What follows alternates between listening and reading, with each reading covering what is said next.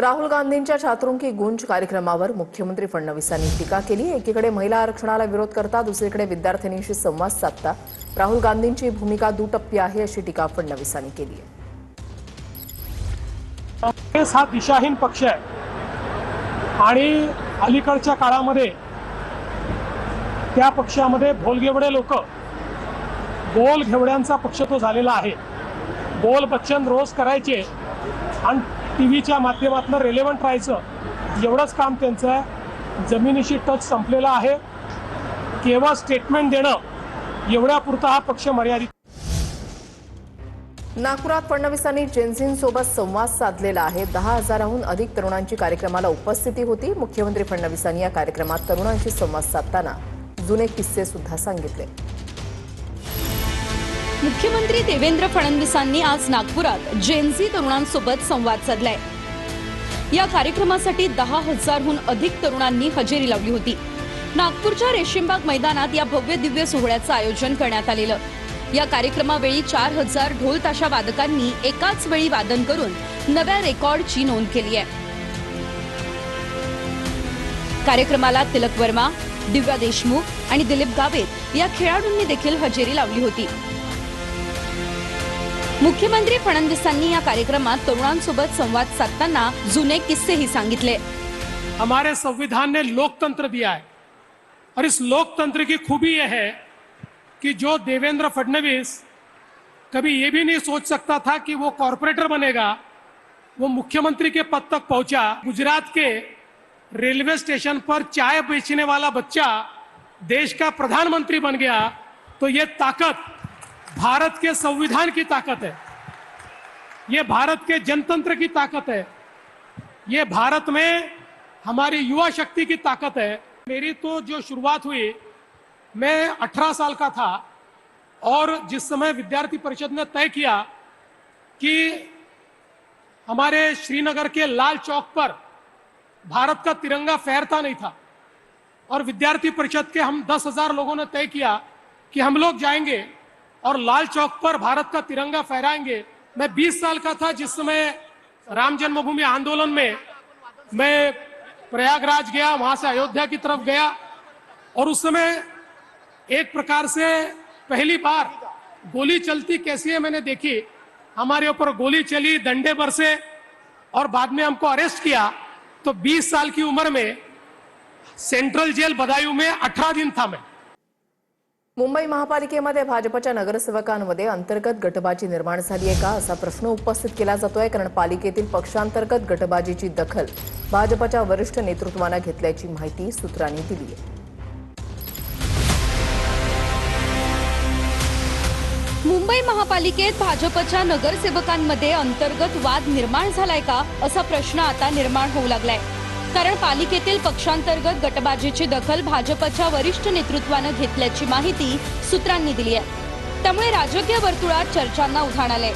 मुंबई महापालिकेत भाजपचे 89 नगरसेवक असून 44 वर्षांच्या दीर्घकाळानंतर महापालिकेत भाजपच्या महापौर या विराजमान झाल्यात। मात्र गेल्या काही दिवसांपासून महापौर रितू तावडे या वेगवेगळ्या आरोपांमुळेच जास्त चर्चेत येऊ लागल्यात। स्थायी समिती सदस्यांसाठी इनोव्हा क्रिस्टा गाड्यांची मागणी, महापौर बंगल्याचं नूतनीकरण प्रकरण आणि नुकताच चर्चेत आलेला सोशल मीडियासाठीचा 25 लाखांच्या खर्चाचा प्रस्ताव, त्यामुळे रितू तावडेंवरती टीका झाली होती। रितू तावडेंनी वेळोवेळी हे सर्व आरोप फेटाळले असले तरी पहिल्यांदा विरोधकांच्या निशाण्यावर त्यात सापडल्या होत्या। या सर्व वादांना भाजपमधील अंतर्गत गटबाजीची किनार आहे का असा प्रश्न आता निर्माण झालाय। त्यामुळे आता भाजपच्या वरिष्ठ नेत्यांनी पालिकेतील अंतर्गत घडामोडींची दखल घेतली आहे। सूत्रांच्या माहितीनुसार पालिकेतील पक्षांतर्गत गटबाजीची भाजपच्या वरिष्ठ नेतृत्वाने माहिती घेतली। महापौर रितू तावडे आणि भाजपबाबत सातत्याने होणाऱ्या वादांचीही पक्षाकडून नोंद घेण्यात आली आहे। महापौरांवरती सातत्याने होणारे आरोप आणि गटबाजीमुळे पक्षाच्या प्रतिमेवर परिणाम होत असल्याची नेतृत्वाची भावना आहे। व्यक्तिगत हेवेदावे दूर ठेवून मुंबईकरांच्या कामांकडे लक्ष देण्याच्या सूचना आहेत। पक्षाची प्रतिमा मलिन होणार नाही याची काळजी घेण्याचा सल्ला देण्यात आलाय। पक्षाच्या नगरसेवकांनी एकसंघ राहून मुंबई महापालिकेत काम करावं असाही सल्ला दिलाय। काही दिवसांपूर्वी महापौर रितू तावडेंनीही झारीतले शुक्राचार्य कोण असा प्रश्न विचारत टीकेला उत्तर दिलं होतं. माझ्या पाठीवरती कोण अशा पद्धतीचं काम करतंय याचं मला खरोखर आता शोध घ्यावाच लागेल.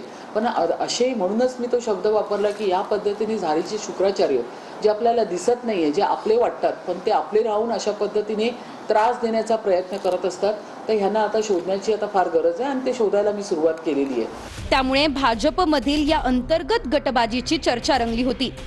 मुंबई भाजप अध्यक्ष अमित साटम यांनी उद्या संध्याकाळी पालिकेतील नगरसेवक आणि प्रमुख नेत्यांची बैठक बोलावली आहे. महापौर रितू तावडे, स्थायी समिती अध्यक्ष प्रभाकर शिंदे, शिक्षण सभापती राजश्री शिरवडकर, सभागृह नेते गणेश खनकर यांच्यासह सर्व नगरसेवक बैठकीला हजर राहणार आहेत. बैठकीत पक्षांतर्गत राजकारण, नगरसेवकांची नाराजी आणि निधी वाटपातील मुद्द्यांवरती चर्चेची शक्यता आहे. आता भाजपच्या पक्षांतर्गत वादांना खतपाणी घालणारे नेते कोण आणि त्यांच्यावर काय कारवाई होणार याकडे राजकीय वर्तुळाचं लक्ष लागलंय. राज्यभरातल्या अंगणवाड्यांमध्ये मिळणाऱ्या पोषण आहारांबाबत आता गंभीर तक्रारी समोर येऊ लागल्यात. अंगणवाडीमध्ये मिळणारा आहार गोरही खात नाही असं म्हणत शालेय पोषण आहाराबाबत अंगणवाडी सेविकांच्या संघटनेनं गंभीर आरोप केलेत. एफडीएकडे आहाराची तपासणी करण्याची मागणी त्यांच्याकडून करण्यात आली आहे. राज्यभरातील अंगणवाड्यांमध्ये मिळणाऱ्या पोषण आहारांबाबत आता गंभीर तक्रारी समोर येऊ लागल्या आहेत. या पोषण आहाराबाबत थेट अंगणवाडी सेविकांची संघटना असलेल्या महाराष्ट्र अंगणवाडी कृती समितीनेच गंभीर आरोप केले. गर्भवती महिला, स्तनदा माता आणि 3 ते 6 वर्षाच्या मुलांना या अंगणवाड्यांमधून पोषण आहार दिला जातो.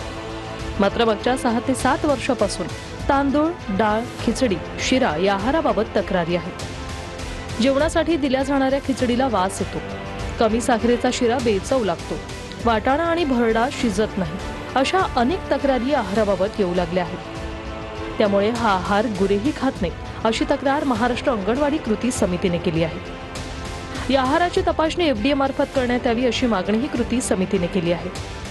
2018 पासून सरकारने आहारासाठी प्रति लाभार्थी सुमारे 7 रुपये 35 पैशाचा दर निश्चित केलाय. त्यातील आहार शिजवण्यासाठी 65 पैसे इतका इंधन खर्च येतो. हे पाहता प्रति लाभार्थी 7 रुपये 35 पैसे या दराने आहार दिला जातोय. या दरात कोणत्या गुणवत्तेचा आहार मिळणार असा प्रश्न महाराष्ट्र अंगणवाडी कृती समितीने उपस्थित केलाय. महाराष्ट्रात मुलं आणि महिलांमध्ये कुपोषणाचं प्रमाण चिंताजनक आहे. त्यामुळे त्यांना योग्य प्रमाणात पोषण आहार उपलब्ध करून देणं हे या योजनेचा मुख्य उद्देश आहे. मात्र सध्याच्या दरात आणि पुरवठा व्यवस्थेत त्याची पूर्तता होते का याची चाचपणी होणं आवश्यक असल्याचं अंगणवाडी कृती समितीकडून सांगण्यात आलंय. 2 दिवसांपूर्वीच अंगणवाडीत लहान मुलांना मिळणारा पोषण आहार अत्यंत निकृष्ट दर्जाचा असल्याची तक्रार करणाऱ्या अंगणवाडी सेविका देवयानी पारधींवर निलंबनाची कारवाई करण्यात आली होती. 9 ते 10 शिट्ट्या काढूनही पांढरा वाटाणा शिजत नाही. भरड्याबाबतही तीच समस्या. त्यामुळे लहान मुलांच्या आरोग्यावर परिणाम होण्याची भीती पारधींनी उपस्थित केली होती. या तक्रारीनंतर त्यांचं निलंबन करण्यात आलं. मात्र माध्यमांनी हा मुद्दा उचलून धरल्यानंतर प्रशासनाला त्यांचं निलंबन मागे घ्यावं लागलं. पण आता अंगणवाडी कृती समितीने केलेल्या तक्रारीनंतर पोषण आहाराचा मुद्दा किती गंभीर आहे हे पुन्हा एकदा समोर आलंय. पहिला वार करायचा असेल तर माझ्यावर करा असं म्हणत सुप्रिया सुळेंनी भाजपच्या महेश लांडगेंना थेट आव्हान दिलंय. सांगलीमधल्या मोर्चामध्ये आमदार महेश लांडगेंनी प्रक्षोभक भाषा वापरली होती. प्रक्षोभक भाषा वापरणाऱ्या आमदारांना अटक करा अशी मागणी सुप्रिया सुळेंनी केली.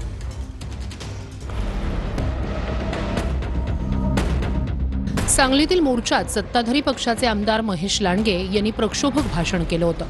या भाषणावरून आक्रमक झालेल्या सुप्रिया सुळे यांनी लांडगेंना मोठं आव्हान दिले. तुम्हाला पहिला वार करायचा असेल तर माझ्यावर करा असं सुप्रिया सुळे लांडगे यांना म्हणाल्या. तर अशी प्रक्षोभक भाषा वापरणाऱ्या आमदारांना अटक करा अशी मागणी सुप्रिया सुळे यांनी मुख्यमंत्री फडणवीसांकडे केली आहे. सांगलीतील कुपवाडमध्ये कचरा टाकण्याच्या क्षुल्लक वादातून मनीषा केसरेकर आणि मोहन केसरेकर या दाम्पत्यावर फरीद शेखनं प्राणघातक हल्ला केला होता. या हल्ल्यात केसरेकर दाम्पत्याचा मृत्यू झाला असून पोलिसांनी फरीद शेखला अटक केली आहे. केसरेकर दाम्पत्याच्या हत्येच्या निषेधार्थ कुपवाडमध्ये सकल हिंदू समाजाच्या वतीनं भव्य मोर्चा काढण्यात आला होता. या मोर्चात भाषण करताना भाजपा आमदार महेश लांडगे यांनी प्रक्षोभक भाषण केलं. आमदार लांडगे यांनी वापरलेल्या या भाषेवर सुप्रिया सुळे यांनी आक्षेप घेतला. तसंच त्यांना आव्हानही दिलं.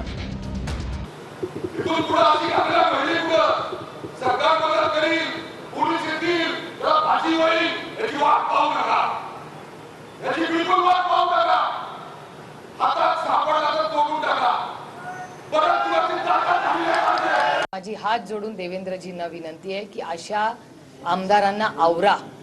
लॉ अँड ऑर्डरचा इश्यू होईल, त्याच्यात सर्वसामान्य माणूस भरडला जाईल. काय आहे, तुम्ही जर हत्या करा असं म्हणणार आहे लोकांना, कापा काय सांगता, आम्हाला धमकी देताय. राज्यात सत्ताधारी पक्षातले काही आमदार सभांमध्ये वारंवार प्रक्षोभक भाषा वापरत आहेत. नितेश राणे, गोपीचंद पडळकर, संग्राम जगताप, महेश लांडगे आणि अक्षय कर्डिले यांची वक्तव्यही चर्चेत आली आहेत. त्यावरूनच सुप्रिया सुळे यांनी मुख्यमंत्री फडणवीसांकडे कारवाईची मागणी केली आहे. अशा सगळ्या आमदारांवर केस करून त्यांना अटक झाली पाहिजे अशी माझी मागणी आहे. मी चॅलेंज करते त्या आमदाराला, पहिला वार करायचा ना तर सुप्रिया सुळेवर अधिक हिंमत असेल तर. काय लावलंय, हा छत्रपतींचा महाराष्ट्र आहे, शाहू फुले आंबेडकरांचा महाराष्ट्र आहे. चाकणमधल्या रस्त्यांची पाहणी उपमुख्यमंत्री एकनाथ शिंदे यांच्याकडून केली जाते. चाकणमधल्या MIDC मधले अनेक उद्योगधंदे जे आहेत ते बंद करण्याचा निर्णय उद्योजकांनी घेतला, कारण या ठिकाणचे खराब रस्ते, पोहोचायचं कसं, या ठिकाणी यायचं कसं, रस्त्यांची अत्यंत वाईट अवस्था आणि त्याच्यामुळे उद्योगधंदे हे महाराष्ट्रातून बाहेर जात असल्याचं सांगितलं जात होतं. मात्र चाकणमधल्या MIDC मधले रस्ते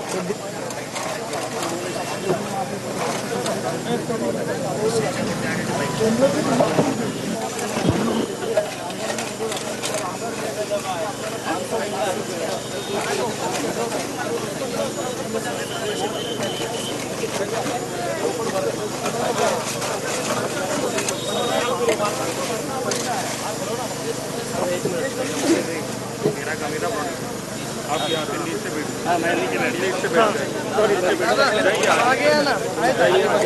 आगे जाइए, आप पीछे आना तो मिल जाएगा फोटो हमसे, सारे फोटो मिल जाएंगे.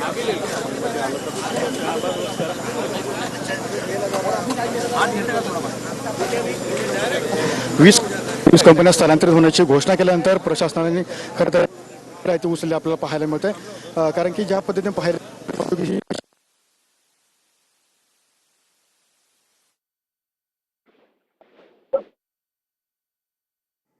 खरं तर प्रशासनाला जाग आलेली पाहायला मिळते. उदय सामंत असतील, त्यांनी खरं तर उद्योजक असतील त्यांच्यासोबत बैठक आयोजित केली. उपमुख्यमंत्री एकनाथ शिंदे असेल, त्यांनी व्हिडिओ कॉन्फरन्सद्वारे स्तराची नंतर या ठिकाणी उपमुख्यमंत्री एकनाथ शिंदे खरं तर या ठिकाणी परिसरामध्ये मोठी वाहतूक कोणी होती, वाहतूक कोणी कशामुळे होते, याचा संपूर्ण आढावा या ठिकाणी पाहायला मिळते. आज या ठिकाणी रिंग रोडची सुद्धा त्यांनी या परिसरामध्ये रिंग रोड केल्यानंतर कशा प्रकारे वाहतूक कोंडीतून मिळेल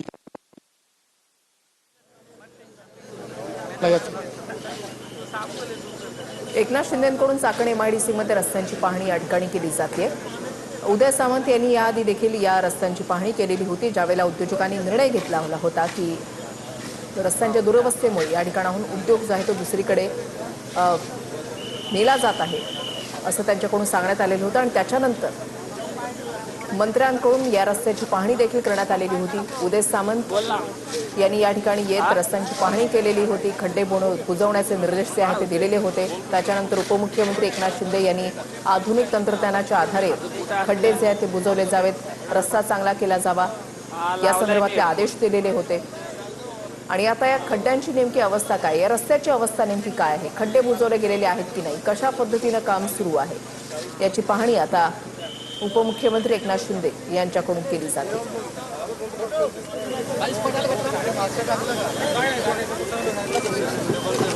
या रस्त्यांवर पडलेले खड्डे आणि रस्त्यांची झालेली दुरवस्था याच्यावरून शरद पवार यांनी देखील चिंता व्यक्त केलेली होती.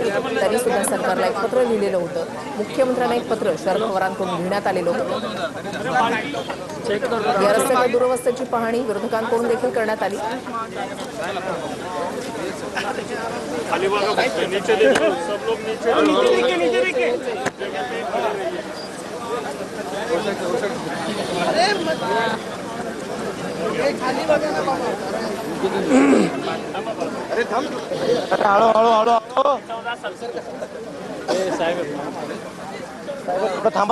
विरोधकांकडून चिंता व्यक्त करण्यात आलेली होती, कारण असंख्य उद्योजक जे आहेत ते या ठिकाणाहून आपला उद्योग बाहेरच्या राज्यामध्ये नेण्याचा निर्णय त्यांनी घेतलेला होता. कारण एकच, ते म्हणजे रस्त्यांची झालेली दुरवस्था, रस्त्यांवर पडलेले खड्डे. MIDC पर्यंत पोहोचण्याचा रस्ता हा अत्यंत वाईट झालेला आहे. कामं नीट होत नाहीयेत, खड्डे बुजवले जात नाहीयेत अशा तक्रारी करण्यात आलेल्या होत्या. मात्र याकडे प्रशासनाकडून दुर्लक्ष सातत्यानं करण्यात आलेलं होतं. त्यामुळे उद्योजकांनी बाहेरच्या राज्यामध्ये जाण्याचा निर्णय घेतला. यावर शरद पवारांनी देखील चिंता व्यक्त केलेली होती. आणि त्यानंतर या रस्त्यांवरचे खूप सर आज सगळी यंत्रणा आज सज्ज आहे. तुम्ही आलात सर.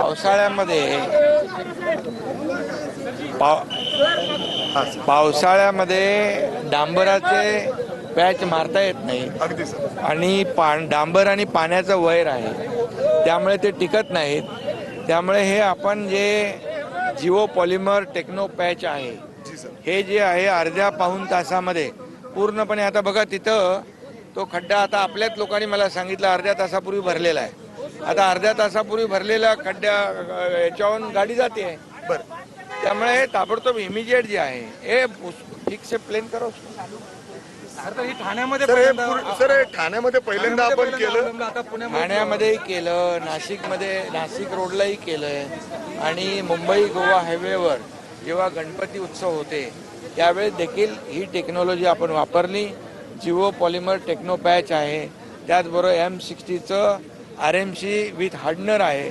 आणि जे मोठे पॅच आहेत, जे मोठे पॅच जिथे आहेत त्या ठिकाणी आपण डायरेक्ट प्रिकास्ट पॅनल, जे तिकडे तुम्हाला दिसतील प्रिकास्ट पॅनल, डायरेक्ट ठेवले जात आहेत. हां, तर ते जिथे मोठा स्पेस आहे त्या ठिकाणी प्रिकास्ट पॅनलच्या माध्यमातून आपण ते रस्ते करतोय, जेणेकरून ताबडतोब वाहतूक मोटरेबल होते. लोकांना वाहनं त्या ठिकाणी जाऊ शकतात आणि त्या ठिकाणी तात्काळ रिलीफ मिळेल. हा पावसाळ्यामध्ये ताबडतोब वाहनधारकांना रिलीफ देण्यासाठी हे आपण करतोय.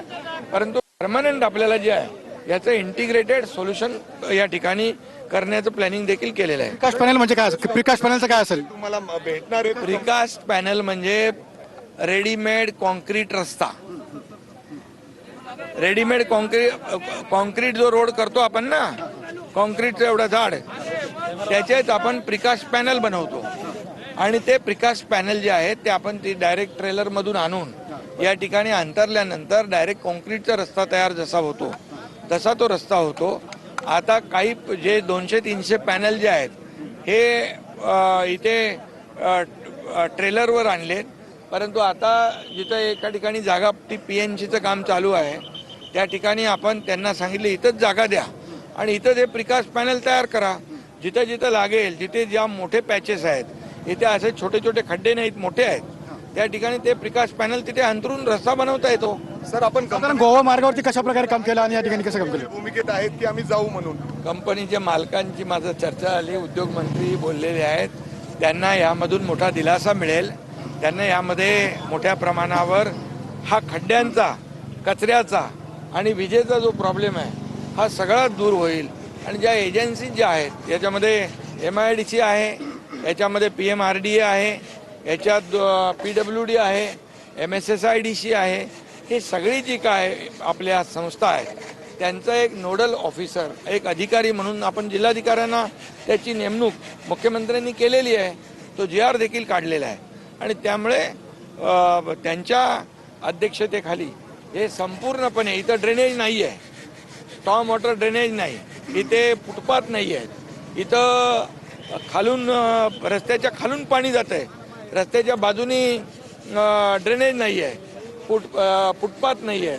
त्यामुळे drainage, storm water drainage, footpath आणि हे सगळं करून रस्ते आणि स्ट्रीट लाईट अशा प्रकारचं इंटिग्रेटेड या सगळ्यांना एकत्र आणून हे सगळे रस्ते जे आहेत 300-400 किलोमीटरचे. सर साधारण कधीपर्यंत लोकांना रिलीफ मिळेल यातून? MIDC ला अरे बाबा, हे आता तर रिलीफ द्यायचं काम चालू आहे आणि पुढचा जो प्रोग्राम आहे तोही जो कलेक्टरांनी आखलेला आहे. आणि नक्की यामध्ये जे आहे आपण इमिजिएट रिलीफ जो आहे तो बघा, तुम्हाला अर्ध्या तासामध्ये इथं वाहतूक चालू होईल. अगदी तुम्ही आल्यानंतर आता आपण बघतोय की ही टेक्नॉलॉजी जर पहिले वापरली असती तर ही वेळ आली नसती सरकार. अरे आता तरी वापरतोय ना, ठीक आहे ना. ठीक आहे. तुम्ही आता PMRDचे 3 रस्ते सुद्धा रखडले गेले आहेत. ते जर 3 रस्ते झाले तर या ठिकाणी वाहतूक कोंडीचा प्रश्न सुटेल. रस्ते रखडलेले पण होतील, PWDचे रस्ते जे आहेत तेही होतील, MIDCचे काही रस्ते आहेत तेही होतील. सगळे रस्ते करून या ठिकाणी इंडस्ट्री आणि या भागातल्या नागरिकांना दिलासा देण्याचं काम सरकार करेल. आणि त्यामुळे हे सगळे जे शॉर्ट टर्म, मिड टर्म आणि लॉंग टर्म अशा प्रकारचा हा कार्यक्रम आपण आखलेला आहे. आणि यामध्ये मी सांगतो तुम्हाला की पूर्णपणे या सगळ्या भागाला इंडस्ट्रीला पण दिलासा मिळेल. इथे उद्योजकांकडे परदेशातले लोक पण येत आहेत, त्यांना देखील ज्या काही असुविधा होत आहेत त्या देखील दूर केल्या जातील. आणि नागरिकांना देखील या ठिकाणी इंडस्ट्री राहिली तर लोकांना रोजगार मिळेल. इंडस्ट्री टिकली पाहिजे, वाढली पाहिजे, हे शासनाचं धोरण आहे. त्यामुळे यामध्ये ज्या काही सोयीसुविधा आहेत त्या सोयीसुविधा देण्याचं काम आम्ही गेल्या 20 महिन्यामध्ये 580 लोकांचा या ठिकाणी मृत्यू झाला आहे. या अपघातामध्ये त्या लोकांना मदत कधी मिळणार? 580 लोकांचा या 20 महिन्यामध्ये मृत्यू झाला या ठिकाणी, त्या लोकांना मदत कशी जाहीर केली जाणार? त्याला टाकू दे. 580 लोकांचा गेल्या 20 महिन्यामध्ये 580 लोकांचा या ठिकाणी मृत्यू झाला आहे. आतापर्यंत जर आपण बघितलं तर अनेकांनी या खड्ड्यांमुळे आपला जीव गमावलेला आहे. देखिए शहरातील रस्ते हे खूप महत्वाचा विषय बनले सर सगळीकडे. यहाँ पर जो है अभी इमीडिएट सॉल्यूशन क्या है उसको, ये अभी जो पॉलीमर टेक्नो पैच है, M60 RMC है और प्रीकास्ट पैनल है, इसके माध्यम से ये सब कर रहे हैं. Short term, mid term, long term ये प्रोग्राम है. और इसमें पूरी तरह MIDC चाकन में इंटीग्रेटेड सिस्टम से यहाँ पर स्टॉर्म वाटर ड्रेन भी होगा, या फुटपाथ भी होगा, या रोड भी होंगे, और या स्ट्रीट लाइट भी होंगी, या पानी की व्यवस्था भी होगी, या बिजली के जो प्रॉब्लम है वो भी इंडस्ट्री के सॉल्व हो जाएंगे. ये सब पूरी तरह जो प्रॉब्लम है वो सब गवर्नमेंट की तरफ से, MIDC की तरफ से, जिला प्रशासन की ओर से यहाँ हो जाएगा. अभी कलेक्टर को हमने इसका ये कमेटी का अध्यक्ष बनाया है. देखा जा रहा है कलेक्टर साहब भी आपके पीछे है. किस तरीके से कमेटी अभी काम करना शुरू कर चुकी है? ये क्या काम, देखो इसको दिखाओ, ये काम को दिखाओ ना आप, कैसे तरह से काम चालू होता है. आप क्यों पूछ रहे हैं, ये बताओ ऐसे तरह से काम चालू. विरोधकांनी आरोप केला की रविवारचीच तुम्ही का पाहणी करताय, रविवारचीच का तुम्ही पाहणी करताय, रविवारी या ठिकाणी सुट्टी असती असं विरोधकांनी. रविवारी इथे ट्रॅफिक कमी असते, इथे इंडस्ट्री बंद असते ना MIDC, त्यामुळे MIDC बंद असते म्हणून रविवारी लोकांना त्रास द्यायचा आहे का? म्हणजे म्हणून लोकांना जे आहे त्रास होऊ नये वाहतूक कोंडीचा, म्हणून हे रविवारचं काम घेतलंय. इथं MIDC रविवारची काय असते असं त्यांचा आरोप कोणाचा?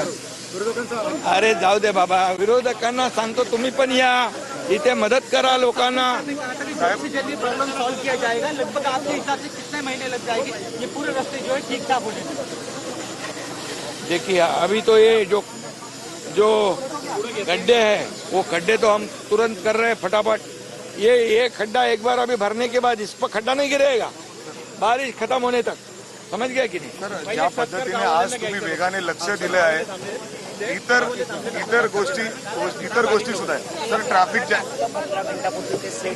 झालंय हो, ते बघा, ते बघा, ते बघा.